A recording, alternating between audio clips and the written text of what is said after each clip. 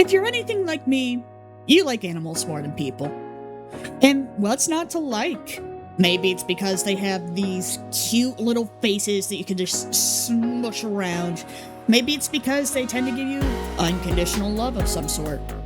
Or maybe it's because they hold your deepest, darkest secrets and can't talk about them. Who knows? Either way, I've had quite a few experiences with some very interesting animals. Not all of them were ethical. When I was a kid, I did ride a dolphin and didn't understand that riding on its fin was not good for it. But I'm gonna be doing my best to go over some more positive experiences today. So, let's go over them. But before all that, let's go ahead and take a look at what we've got on the canvas. Anyone who's seen me on streams recently has known that I have become absolutely obsessed with the books known as Wings of Fire. I was a Warrior Cats kid, it was only a matter of time. So, I ended up loving this series so much that I decided to make an entire thing of dragons, with each tribe being based on a deadly sin. And today we're focusing on 2 of them. Scorn, the sin of wrath, is a skywing, and Mortar, the sin of gluttony, as a mudwing. My little war-torn lesbians, they make my heart flutter. Are they doomed to Yuri? Who knows? We'll see. But let's get started. So to start off, let's go back to when I was a wee little lad. I grew up in a family of nerds. I grew up watching my stepfather play Kingdom Hearts and my mother playing Zelda. And the moment I said Zelda, some people already may know exactly where I'm going with this. One of my prime memories from when I was a kid was watching my mother play Twilight Princess. And when I first saw Link turn into a wolf, chat, that was my furry awakening. And a pretty damn good one at that. After seeing my mother play the game, I became absolutely obsessed with wolves. I did a bunch of research about wolves. I got a faux fur blanket so I could look like a wolf. I made dens in my bed. I got husky plushies because they looked like wolves. I really got into the Alpha Omega series.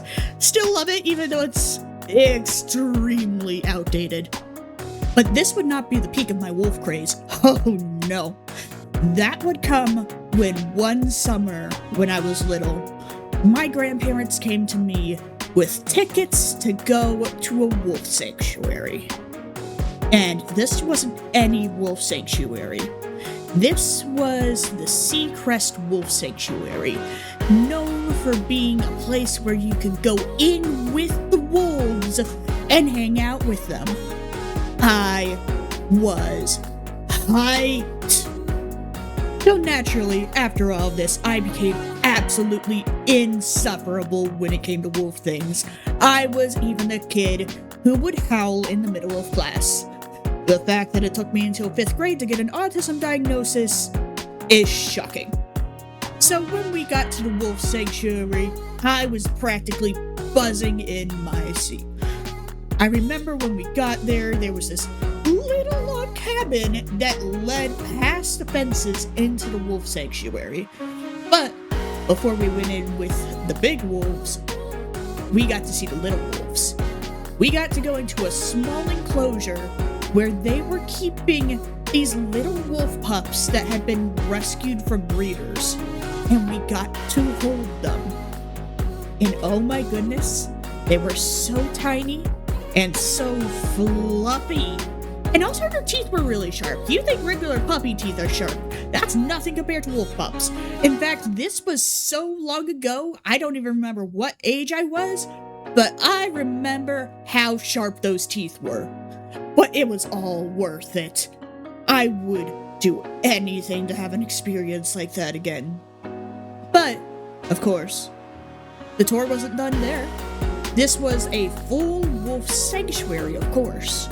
So we went to go inside the enclosure, and we got to go in with the wolves. I remember they would circle us, and they just come over, and one came and just whooped me with its snoot.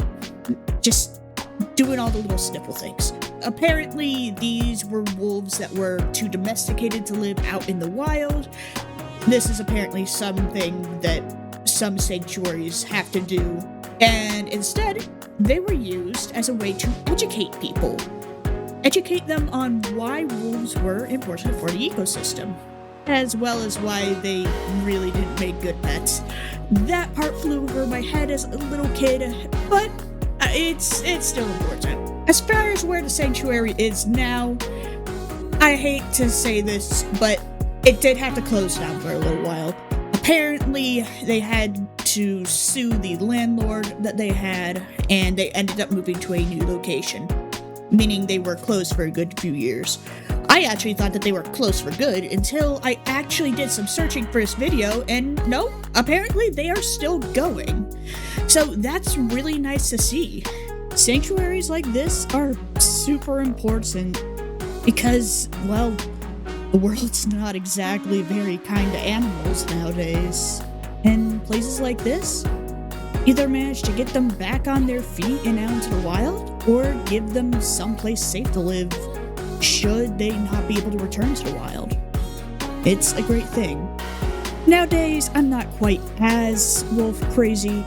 I love them still, but nowadays I'm absolutely obsessed with foxes. Anyone who's seen my persona or has seen the sheer amount of fox plushes in my room, it's pretty obvious. But I've still got a soft spot in my heart for the fluffy little canines that got me so interested in animals and nature to begin with. That love for animals even extends to the little ones that run around in the cities. I absolutely love pigeons and squirrels and mice and just all the little ones that everyone else would call a rodent. But I've got a special little appreciation for them. In fact, there was once a time that isn't big enough to be its own story, where we ended up saving a family of squirrels that had fallen out of the nest, and they were like little tiny, they barely had any fur on them. We think Mom may have gotten run over by a truck, unfortunately, but we managed to get them to a wildlife sanctuary and they were able to help them. But those little guys are not what today's story is about. No, chat. This part of the story is the story of Big Chungus. I lived in Illinois for, I believe it was about a year. And there was quite a bit of wildlife activity around where we lived. It was a suburb, it made sense. And we would have a tree that all the squirrels would love to play in. They made quite a racket. And they even liked to come up onto the deck and play around. This led to us putting out some nuts for them. We made sure they were unsalted and safe. And then one particular squirrel made his presence known. Big Chungus. Big Chungus was a lad of a squirrel. He was massive and he had the biggest personality. He would sit out on the railing of the porch and he would just stare at you through the glass and just chirp at you until you brought out the nuts. In fact, I believe I've still got a picture of him. Hold on. Just look at how big this man is, chat. He's almost the size of a goddamn cat. And his personality didn't end there, because around where we lived, there was a running track where we could go and take walks. We often took the dog there. And when I went there would always be Big Chungus in the tree, absolutely chittering his head off at me. Probably saying slurs at me in squirrely language because I didn't bring him nuts. We did eventually stop giving nuts because a friend who worked in wildlife told us, to stop. But I still think about Big Chungus sometimes. He was a real funny dude. Now, you may be listening to these stories and be thinking, yeah, Nix, these are nice and all, but they're not really something big enough for a video. And let me tell you, Jet, I've got one more up my sleeve. One that I always feel so bad about because I don't have proof of it, but I swear on it that it happened. So, let's talk about when I was hugged by a kangaroo. The years was the 2010s. I was quite a bit younger back then. As I had grown up around Columbus, it was not uncommon for my family and I to go to the Columbus Zoo. We were season pass holders, and we went quite often. But one of those times I will never forget. In fact, this story is why I always say, when you go to the zoo, go right before a rainstorm. Due to the incoming bad weather, the zoo wasn't exactly very crowded, which is probably a good thing. Almost my entire family is autistic, and crowds are overstimulating. But that's not the reason why this trip was so amazing. We found out that right before a thunderstorm, the animals are incredibly active. We got to see the bears playing. We got to see the tigers out climbing around. The monkeys were picking on each other. Everyone was up and about. And there was one place where that was extremely important. After all, anyone who's been to the Columbus Zoo knows that they have a walkthrough exhibit for kangaroos. This may be a little bit outdated, admittedly. I've heard that in recent years they have started doing renovations, but I assume the walkthrough exhibit is still there. But either way, we went ahead inside the kangaroo walkthrough exhibit. It wasn't our first time in there, but they were very active. You could see them hopping around and just kind of bugging each other. But there was one little kangaroo that wasn't usually there. It was this tiny little Joey.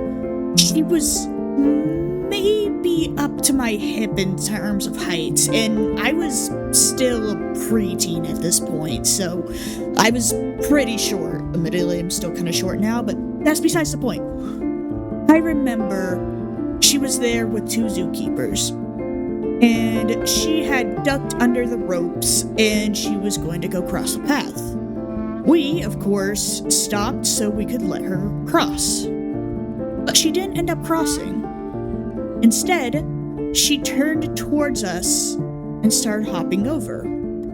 I was wondering if maybe she was going to go past us, maybe, but instead, she came right up to me and hugged my legs, wrapping her tiny little arms right around my knees.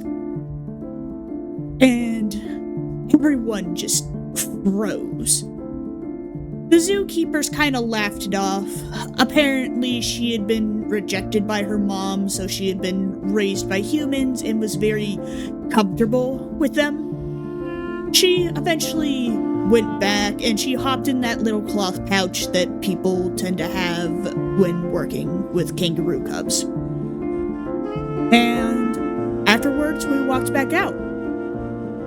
And after the shock had passed, we realized no one had taken a picture. I may have been a preteen, but this was still around the time where we all had iPhones. There were not only my phone, my little brother's phone, my mother's, and my stepfather's, but my mother is also a photography nerd and had a professional grade photography camera on her. And no one got a picture.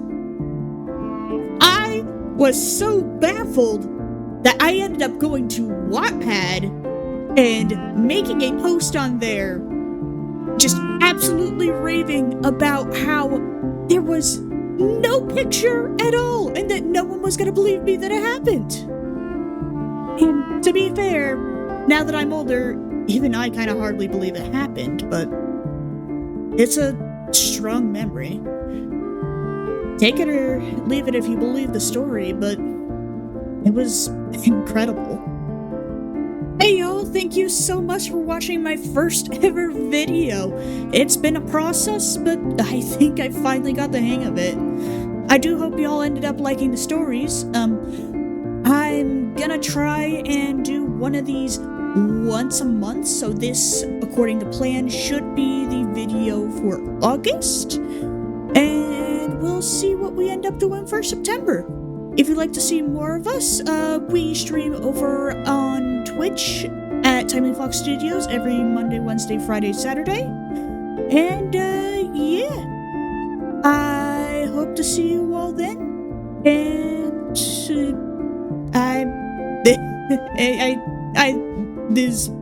I'm usually better at outros.